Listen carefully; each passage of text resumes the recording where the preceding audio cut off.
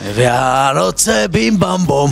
Takže priatelia, sme tu s Jankou, blížia sa Vianoce. Povedz mi, že cítiš to nejako, že ľudia už tie Vianoce chodia menej, viacej jedia, varia, či tie ženy cítiť od toho cukru, od toho pečeného?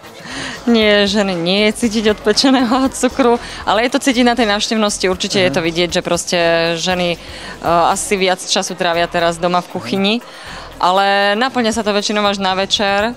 A mnohé sú zase také, že si povedia, že vedia, že idú sviatky, tak chytro ešte teraz idú cvičiť, aby nabrali niečo, nejakú tú kondíciu, aby niečo ešte pochudli, lebo vedia, že asi budú hrešiť. Takže je to také už, je to cítiť tie Vianoce. Janka, ja som si všimol, že táto posilovňa je otvorená 365 dní v roku. Áno, 365 dní v roku. Sú samozrejme medzi sviatkami trošku upravené tie naše otváracie hodiny.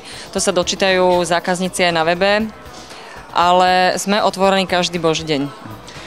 Janka, takže cez Vianoce tu nájdeme podporu, či už sa to týka trénerov, či už sa to týka osadenstva, takže môžeme dojsť natáčať.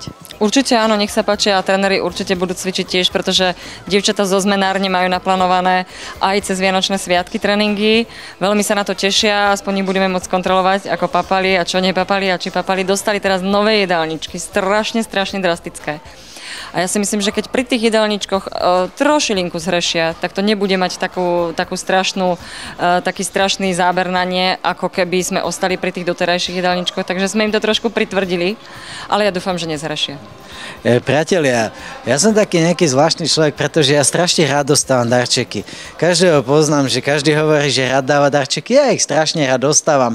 No a pripravili sme si aj pre vás jeden darček. Na budúci týždeň spolu s Jankou vybehneme na prepadovú akciu ku dievčatám, ktoré u nás cvičia. Si myslím, že tí, čo to uvidíte cez Vianoce, tak získate nejakú tú inšpiráciu viacej cvičiť alebo menej jesť. Janko, ďakujem.